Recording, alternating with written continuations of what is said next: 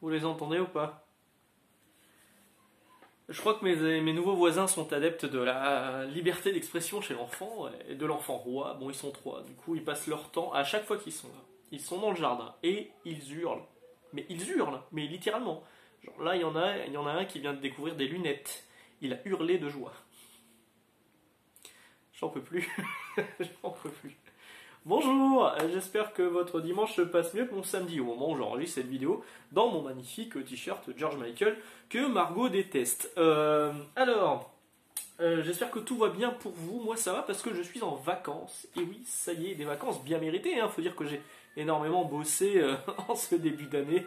Ouais, ouais, c'est un peu abusé, parce que effectivement je viens de reprendre et puis un mois plus tard, un mois et demi plus tard, me voilà déjà en vacances. Mais bon, les vacances étaient déjà posées et puis j'ai besoin de bouger là. J'ai besoin de bouger. Je vais aller voir mes bons amis nantais, à Montfilleul et mes très bons amis Clem et Mélane que j'embrasse toujours fortement, qui me font le plaisir de m'accueillir pendant une semaine. Donc à Minanté, je suis de passage à partir de mercredi jusqu'au mardi suivant. Bon, je suis pas vraiment à Nantes, je suis plus du côté de Saint-Gilles, si vous connaissez. Gilles, qui est le prénom, le meilleur prénom des meilleurs frangins, c'est le nom de mon frère. Voilà, donc je pars bientôt en vacances. J'ai pris quelques lectures histoire d'eux.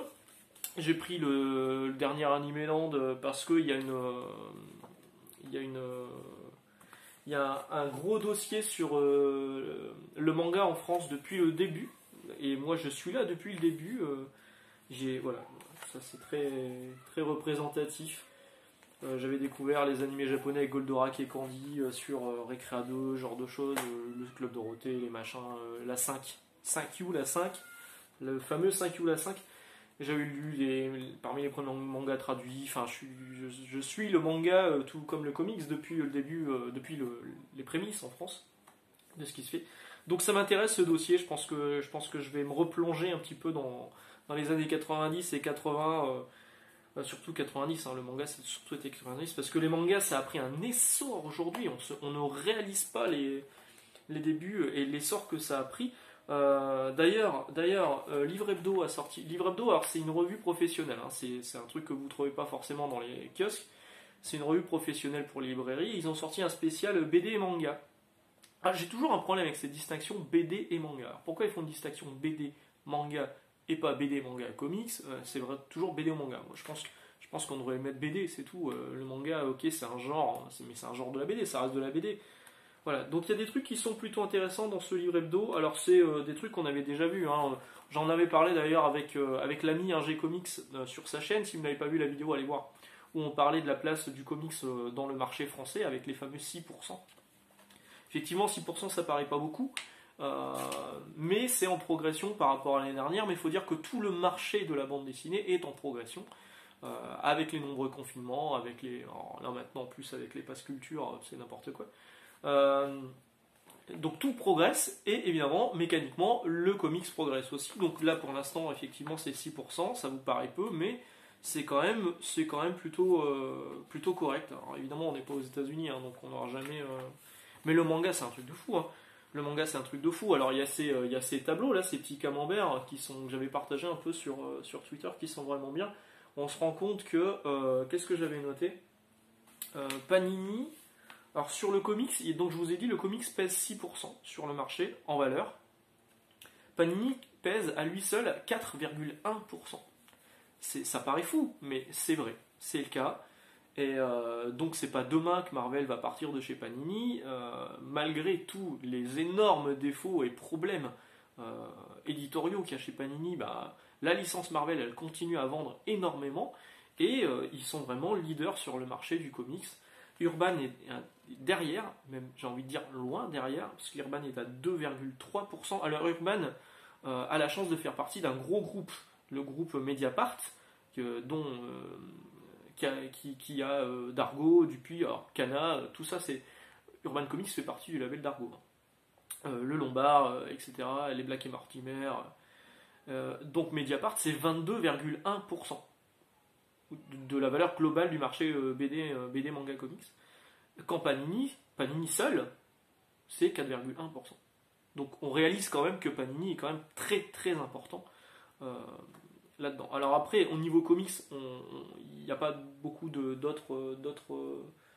éditeurs qui sont cités. Bon, il y a Delcourt, mais Delcourt ne fait pas que du comics, mais ils sont quand même à 12,4%. Et le reste, donc les iComics, les Brajlon, enfin Brajlon c'est iComics, Bliss, etc., c'est dans les autres éditeurs qui sont à 13,5%. C'est parlant hein, quand même, hein. C'est parlant. Hein. Qu'est-ce que je voulais vous dire? Oui, alors, dans la répartition des comics, le super-héros pèse 4,2% et le hors super-héros pèse 2,1%. On se rend compte du coup que le super-héros ça reste un marché. Donc là c'est la répartition par genre de BD. Hein. C'est là. On se rend compte que le super-héros, il y a beaucoup de gens qui critiquent le super-héros et qui préfèrent lire du comics indépendant, ce que je peux comprendre parfaitement. Hein. Mais il y a du bon dans les deux cas, dans les deux univers. Et voilà, méchouille. Mais le super-héros est principalement un genre majoritaire, notamment grâce au succès des nombreux films et séries. The Boys est quand même considéré comme un super-héros et pas un indépendant, ce genre de choses. Grâce à Marvel, grâce à DC, voilà. Donc, y avait ça. Alors, il y a des trucs qui m'ont fait marrer, genre. C'est marrant, je la connais, cette directrice de Pornpop chez Glénat. Je ne sais pas d'où. Voilà. Je vous la remontre hein, pour que. Faut l'imaginer. J'ai tourné la page, j'ai fait. Oh là là. Elle aura vraiment tout fait dans sa vie. Alors, il y a aussi le top des ventes. Et dans le top des ventes, c'est un peu triste. Hein, c'est-à-dire que Mortel Adèle domine le truc. Il y a énormément de Mortel Adèle. Tous les tomes sont c'est le top 50 hein, des sorties entre avril 2020 et mars 2021, les meilleures ventes. Mortel Adèle domine le truc. Les mangas, il y a 17 mangas, je crois à peu près 20 mangas qui sont dans le top 50. C'est quand même énorme, hein, rien que sur le marché du manga. Par contre, c'est toujours les mêmes titres qui reviennent. C'est-à-dire que c'est du Naruto, c'est du My Hero Academia, c'est du Demon Slayer. Demon Slayer pour Panini Manga, franchement, c'est le bon plan. Alors, sachant que Demon Slayer, il avait démarré déjà chez eux sous une autre appellation, je sais plus le titre. Ça ne marchait pas du tout, et une fois que l'animé est arrivé, ça a cartonné. Ils ont réédité les premiers numéros sous le nom de Demon Slayer Kimetsu no Yaiba. Et là, c'est un gros carton chez Panini, fait partie des meilleures ventes en France. L'attaque des Titans cartonne aussi. Alors moi ça me fait marrer quand les mecs viennent me voir en librairie en disant on cherche le dernier SNK et je lui dis bon on fait plus de jeux vidéo et là ils comprennent pas. Et évidemment SNK c'est pour moi et pour tous les gamers le créateur de King of Fighters, de Samurai Shodown, de Metal Slug. Pour eux SNK c'est Shin no Kyojin, je sais plus, c'est l'attaque des Titans. Alors dites l'attaque des Titans quand vous avez dans le truc hein. À un moment faut être cohérent sinon on comprend plus. Et le comics là-dedans, il n'y a rien. Dans le top 50, il n'y a rien. Alors à la limite, on peut prendre Il faut flinguer Ramirez, qui est le 49e du top, qu'on peut plus ou moins considérer comme un comics. Mais sinon, il n'y a que dalle. Sinon, voilà, il y a un gros dossier sur l'euphorie des mangas avec Grégoire Hello, le grec de Joypad, alias Silver Mousquetaire, et Ahmed Agnier, je crois qu'on pense Agnier ou Agne, je sais plus. Qui est responsable chez Kiyun, qui cartonne, hein, Kiyun, tous constatent qu'il y a vraiment un gros engouement autour du manga et c'est effectivement grâce à Netflix, etc. Dès qu'il y a une série qui est diffusée, le manga cartonne et en ce moment c'est vraiment des séries complètes de manga qui partent. Et donc si on continue à tourner un peu les pages, on tombe sur qui? On tombe sur l'ami Sullivan de iComics qui a lancé son label Mangetsu. Avec succès, hein, parce que le premier titre, alors, il y a eu plusieurs titres, hein, mais Aohashi, qui est un titre de foot qui en plus tombe en plein euro, ça cartonne, vraiment ça cartonne. Bravo à lui, c'est une très belle sélection. J'adore ce petit siège là, ridicule, il est génial. Voilà, donc bravo à Sullivan, une interview qui est très courte, hein, mais qui est plutôt intéressante. Voilà, donc je voulais vous montrer un petit peu ce livre hebdo spécial, histoire que vous voyez un petit peu les coulisses de ce qui se passe dans vos librairies. Sinon, au niveau lecture, bon, vu que je pars bientôt en vacances, j'ai emprunté quelques trucs. J'ai emprunté le deuxième tome de Alma chez Panini Manga. J'avais bien aimé le premier, donc on va voir si le deuxième continue la bonne impression. Et niveau comics, donc le nouveau Dawn of X qui est sorti, le numéro 14 qui est là. Bon, tout ça j'en parlerai dans une vidéo dédiée la semaine prochaine. Avengers le numéro 3, Amazing Spider-Man le numéro 3, Venom le numéro 11 qui est le dernier numéro, parce qu'après on va passer à King in Black. Enfin c'est le dernier numéro, mais il y a un numéro hors série à 6,80€, je crois que c'est ça que j'ai vu, avec les numéros de Venom en lien avec King in Black. Ce qui est un peu curieux de ne pas le mettre directement dans leur gros fascicule King in Black. J'ai pris également le Miles Morales Spider-Man qui est un numéro 1, c'est précisé juste là, mais c'est pas du tout un numéro 1 parce que c'est les épisodes 16 à 21, c'est la suite de ce qui était publié dans les fascicules de Spider-Man. Je vais voir ce que ça donne avec Ultimate, je pense que j'en ferai une vidéo dédiée. De toute façon, cette semaine, il va falloir que je fasse des vidéos d'avance, parce que je ne pourrai pas tourner chez mes amis à Nantes. Enfin, concrètement, je pourrais le faire, mais j'ai pas ma collègue sur moi, genre je peux la porter en sac à dos. J'ai pas tout, donc je pense que je vais vraiment filmer en avance. Donc il y aura effectivement une vidéo sur les fascicules de Panini, il y aura certainement une vidéo sur le Miles Morales Spider-Man. Il y aura une vidéo pour dimanche prochain où je serai pas en live, enfin je ferai pas de free talk, mais je pense que je ferai une présentation. Je pense que je ferai un truc manga. Soit je fais du Ghibli, soit je fais du Otomo, soit un truc complètement différent, mais je pense que je vais faire du manga. Donc pour dimanche prochain, et il faut encore que je fasse. En gros, il faut que je tourne 4 vidéos d'avance. Pour être tranquille, pour quand je reviens. Pour pas me dire oh là là j'ai oublié de faire une vidéo cette semaine et pour que vous n'ayez pas de changement au niveau de la continuité de la chaîne. Je vais m'y coller, je vais m'y coller ce week-end. Là j'ai ma 2e dose de vaccin lundi. J'espère que je vais pas être trop HS. Et puis mercredi je décolle. Donc il faut vraiment que tout soit clean, tout soit prêt à ce moment-là. Niveau jeux vidéo cette semaine, la PS5 tourne bien parce qu'il y a eu la mise à jour PS5 de Final Fantasy VII Remake et surtout le DLC Final Fantasy VII Intergrade, Remake Intergrade Intermission, on ne peut pas faire plus long, qui est un DLC sur Yuffie. Je dis Yuffie, oui c'est Yuffie, qui était un personnage de Final Fantasy VII qui n'était pas encore apparu dans celui-ci. Un DLC qui dure entre 4 et 5 heures, ce qui est pas très long, et qui coûte 20€. Alors évidemment je l'ai acheté, parce que je suis un con. J'aurai pas le temps d'y jouer je pense avant de partir, parce que je suis à fond sur Ratchet, et je vais vous parler de Ratchet juste après. Mais bon, je l'ai lancé 5 minutes histoire de voir un petit peu. Alors ça reste hyper beau, mais ça a les défauts de ses qualités, c'est-à-dire que ça reste exactement... c'est hyper beau, mais c'est du couloir. C'est du couloir, il y a peu d'interaction avec les décors, il y a peu d'interaction avec les personnages qui sont là autour, donc c'est beau, mais c'est juste beau, il n'y a rien de vraiment impressionnant là-dessus. Mais je suis content de l'avoir pris, et puis là, clairement, si vous n'avez jamais fait FF7 Remake, et que vous avez la chance d'avoir une PS5, allez-y. D'ailleurs, des PS5, il y en a qui ont popé cette semaine dans les magasins, même en libre service, parce qu'il y a eu un pack PS5 avec Ratchet & Clank, à 580€, je crois, 560, moi 500, je sais plus, 570€ à peu près.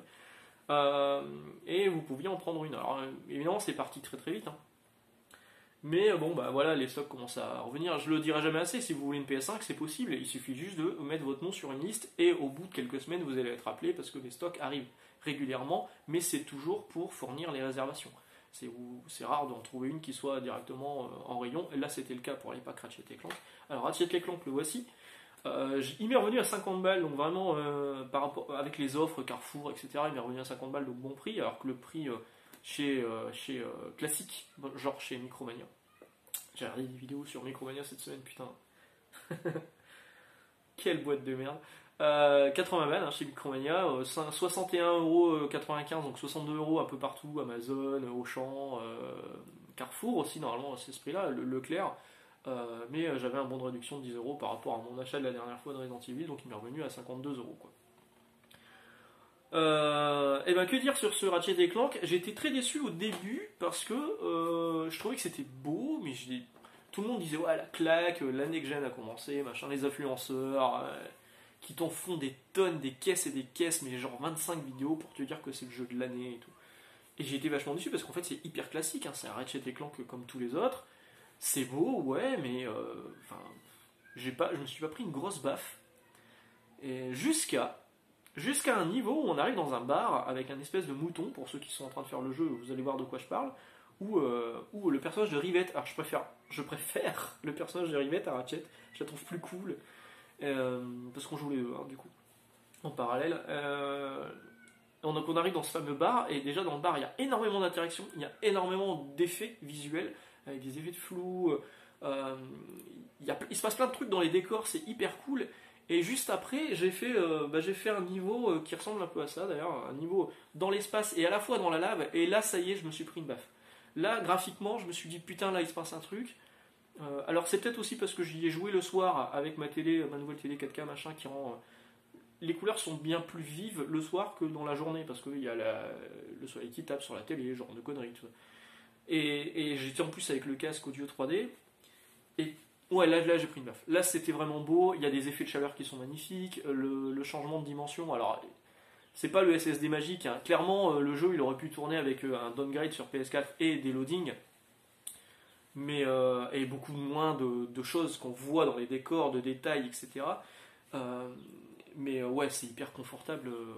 Le no-loading, c'est impressionnant. À la fois sur FF7 et à la fois sur Ratchet, vous êtes sur le menu, vous appuyez sur continuer, boum, direct. Pas de loading que dalle. Les changements de dimension, bon, à mon avis, il y a des loadings un peu cachés dans le truc. C'est pas le SSD magique. J'ai été aussi un peu déçu par la DualSense. Alors elle est bien utilisée, hein. C'est-à-dire qu'en fait, quand le personnage marche, ça vibre, genre le pied gauche avance, ça vibre du côté gauche de la manette, le pied droit avance. Donc à chaque fois que vous marchez, ça fait pop, pop, pop, pop, pop, pop. C'est rigolo, voilà. Mais au tout début, on arrive dans un univers où il pleut. Et je me suis dit, oh putain, ça va être comme dans Astrobot, où on sentait les gouttes de pluie dans la manette. Je me suis dit, ça va être trop bien. Maintenant, il n'y a pas cet effet. Et du coup, ça m'a un peu déçu. Il n'y a pas non plus d'effet avec le gyro, il n'y a pas d'effet avec le truc. Donc tout reste assez basique. Au niveau des mécaniques de gameplay, c'est du déjà joué. Mais c'est vraiment hyper bien fait, ouais. Pour le coup, je me régale. En fait, en général, je fais toujours mes jeux en ligne droite parce que j'ai plein de jeux derrière. Mais là, je me régale à chercher un peu, à droite, à gauche. Les trucs cachés, il y a pas mal de trucs cachés, donc ça c'est bien. Et vraiment, ouais, là je passe un vrai bon moment. Alors que franchement, les 2 premières heures, c'était pas gagné, hein. Les 2 premières heures, je me suis dit, ouais, bon, bah voilà, je suis content, c'est un Ratchet c'est cool. Mais j'ai pas l'impression d'être sur Next Gen. Et là, depuis quelques niveaux, ça y est. Là, j'adhère. J'adhère. Sinon, en ce moment, c'est le 3. Plus ou moins. Jusque mardi prochain, avec la conférence Nintendo qui va clôturer, enfin le direct Nintendo qui va clôturer du coup le salon virtuel de l'E3 avec les nouveautés. Alors il y a déjà eu des pré-shows où on a vu quelques trucs, on a vu Elden Ring, le prochain From Software, mais moi From Software, pardon, ça m'en touche une sans faire bouger l'autre. On va dire, c'est beau, hein, mais c'est pas pour moi. Enfin, moi j'ai arrêté de jouer en difficile. je peux pas jouer en difficile, c'est trop dur pour moi, j'ai pas le temps. Je joue en facile. Dans Ratchet, il y a un mode facile où on peut pas mourir. Bon, j'ai pas poussé le vie jusqu'à mettre celui-ci, mais quand même.